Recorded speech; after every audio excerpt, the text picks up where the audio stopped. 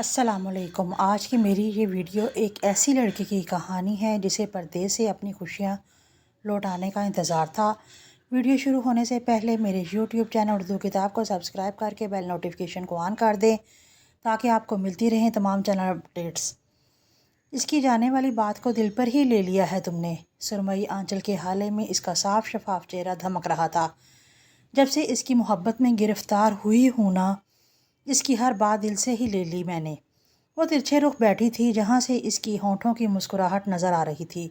اب مڑی تو اس کے پانیوں سے بھری آنکھیں دیکھ کر سامنے بیٹھی اس کی خالہ کے دل پر بوسہ پڑا۔ انہوں نے ہاتھ بڑھا کر اس کی یک ٹھنڈے ہاتھوں کو اپنی گرفت میں لے لیا، جیسے روتے بچے کو چپ کروانا چاہ رہی ہوں۔ وہ لوٹ آئے گا لاریب، دیکھنا۔ تو پھر وہ مجھ سے مسکرائی۔ ہاں ماسی، وہ آ جائے گا ایک دن، ضرور آئے گا۔ لہجے میں چٹانوں کو مار دیتا یقین تھا۔ اور پھر روتی کس لیے ہو؟ اس کی دوری پہ خالہ، یہ دوری وقتی ہے نا بیٹا۔ اس کی خالہ حوصلہ دے رہی تھی، سمجھا رہی تھی اسے۔ اس نے اسبات میں سر ہلا دیا کہ اس کا رونا اور رونے کے پیچھے چھپی وجہ سمجھنے والا وہاں کوئی نہیں تھا۔ پھر وہ دن آ ہی گیا جب اسے یہاں سے چلے جانا تھا، ہزاروں میل کی دوری پر۔ وہ سب سے ملا، ہر دوست سے، تمام رشتہ داروں سے، مگر ایک اس سے ملنے نہ آ سکا، وہ جو اس کے نام ساری دنیا کر کے بیٹھی تھی، جس کی دنیا ہی حسنین تھا۔ کیسے آتا، کیا کہتا مجھے؟ اس کی ایک پکار پہ دن رات کی تفریق مٹا کر، ساری بندشیں توڑ کر آ جایا کرتا تھا۔ اب نہیں آئے گا۔ جو اس کی پلکوں پہ دھرے آنسوں کو اپنے لو دیتے لہجے سے پونچھ دیتا تھا، اب اسے چپ نہیں کروا پائے گا۔ 29 جنوری صبح 6 بجے لاہور ایئرپورٹ سے حسنین کی فلائٹ روانہ ہوئی اور ادھر 2800 کلومیٹر دور بیٹھی لاریب تڑپ تڑپ کر رو رہی تھی، جیسے زمین و آسمان نے تن تنہا اسے کر دیا ہو، جیسے اس کو تا عمر انگاروں پہ لوٹنے کی سزا سنا دی گئی ہو۔ سیکنڈ منٹ میں بدلے، منٹ گھنٹوں میں اور گھنٹے دنوں میں، مگر اس کا دکھ نہ بدلا۔ حسنین کو سعودی عرب گئے مہینہ بھر ہونے کو تھا، مگر اس کی دیوانی کو چین نہ آتا تھا۔ رونے لگتی تو گھنٹوں بے مقصد روتی رہتی، چپ ہوتی دن بھر زبان سے ایک حرف نہ نکالتی۔ وہ جو لاریب پہ جان وارتا تھا، اب اس کی حالت کا سن کر ضبط کے سارے بندھن ہار بیٹھا۔ ایک جوان مرد موبائل اسکرین کے اس بار ہزاروں میل دور بیٹھے اس کو سمجھا رہا تھا، بتا رہا تھا کہ وہ یوں نہ کرے، ورنہ وہ برداشت نہ کر پائے گا۔ تمہاری آنکھ سے گرنے والا ہر آنسو میری محبت پہ لگا داغ ہے لاریب۔ حسنین پچھلے 15 منٹ سے اسے مسلسل روتا دیکھ کر بس اتنا کہہ پایا۔ ادھر وہ چپ ہوئی، ساکت ہوئی تو جامد آنسو تھمے، نگاہ رکی اور محبت کی ذات داغوں سے بچ گئی۔ وعدہ کرو اب تم نہیں روگی، ورنہ میں قسم کھا کر کہتا ہوں جس روز مجھے یہ خبر ملی کہ تمہاری آنکھوں سے آنسو بہے ہیں، اسی دن سب کچھ چھوڑ چھاڑ کر آ جاؤں گا، لعنت بھیجوں گا ایسی نوکری پر جو تمہیں خوشی نہ دے سکتی ہو۔ حسنین وہاں اکیلے ہوتے ہوئے مضبوط تھا اور لاریب یہاں سب کے ساتھ ہوتے ہوئے بھی کمزور اور اکیلی۔ تمہارے لیے ہی پردیسی سختیاں جھیل رہا ہوں، تم مل گئی تو دوریوں کا سارا حساب برابر ہو جائے گا، مگر خدارا یوں ہمت نہ ہارو، میں ٹوٹنے لگتا ہوں۔ وہ لاریب کو سمجھا رہا تھا اور وہ سمجھنے لگی۔ وہ کہہ رہا تھا رونا نہیں تو اس کی آنکھیں خشک ہو گئیں۔ وہ بتا رہا تھا کہ ہمت نہیں ہارنی تو لاریب نے خود کو مضبوط کر لیا۔ پھر سب نے جاگتی آنکھوں سے لاریب کو سنبھلتے اور بدلتے دیکھا۔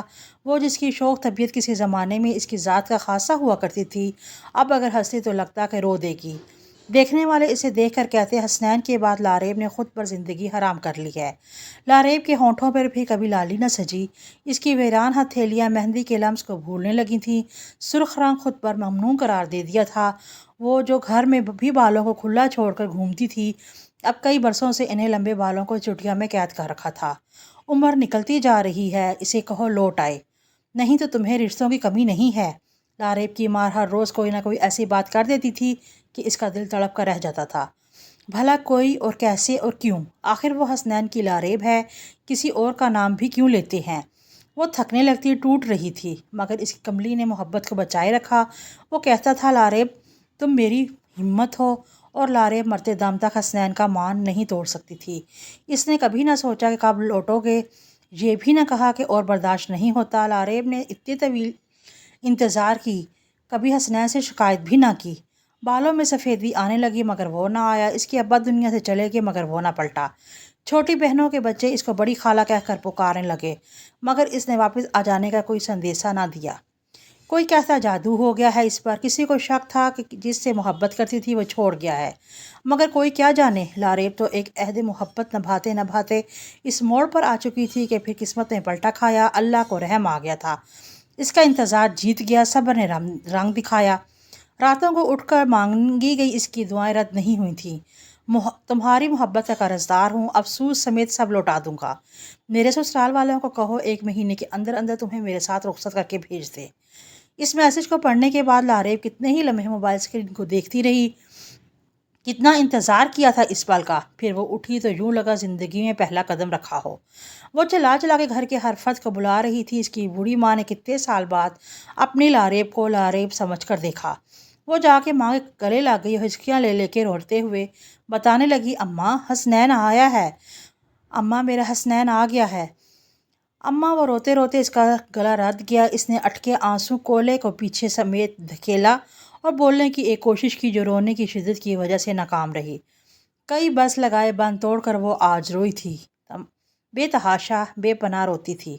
جھلی ہے تو پوری، حسنین گیا تھا تب بھی تو ہی روتی تھی، اب وہ لوٹ آیا ہے تو بھی ویسے ہی رو رہی ہے۔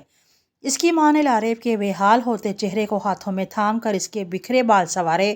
وہ اپنی باتوں سے، اپنے رونے سے اپنے سمیت وہاں موجود ہر شخص کو رلا رہی تھی۔ کوئی محبت کی ستم ظریفیوں پہ اشک بہا رہا تھا تو کسی کی آنکھیں لاریب کے انتظار کے چشمدید گواہ بنی نم ہوئی تھیں۔ پھر دیکھنے والا دیکھتے دیکھتے رہ گئے۔ مجھے کئی سال چپ کا تالا ہونٹوں پہ لگائے بیٹھی تھی، اب بولنے لگتی تو چپ نہ ہوتی تھی۔ بالوں کو کھلا چھوڑ کر آزاد کر دیا تھا۔ اپنے جہیز کے تمام کپڑوں میں لال رنگ نمایاں رکھا تھا۔ چھوٹی بہن اتنے سارے سرخ لباس دیکھ کر چڑ گئی تو کہنے لگی، بجو بس کریں، حسنین بھائی نے کہنا ہے لال ٹماٹر لگ رہی ہو۔ یہ سن کر لاریب ہنستی چلی گئی، یہاں تک کہ اس کی آنکھیں کٹورے پانیوں سے بھر گئے۔ وہ بہت ترسی ہوں اس رنگ کے لیے، اب اور نہیں۔ لاریب تو اب یوں ہی کیا کرتی تھی، ہنستے ہنستے رونے لگتی اور روتے روتے ہنس پڑتی۔ وہ دن آ ہی گیا جب لاریب کی آنکھوں نے حقیقت میں اپنے آپ کو حسنین کے سپرد کیا۔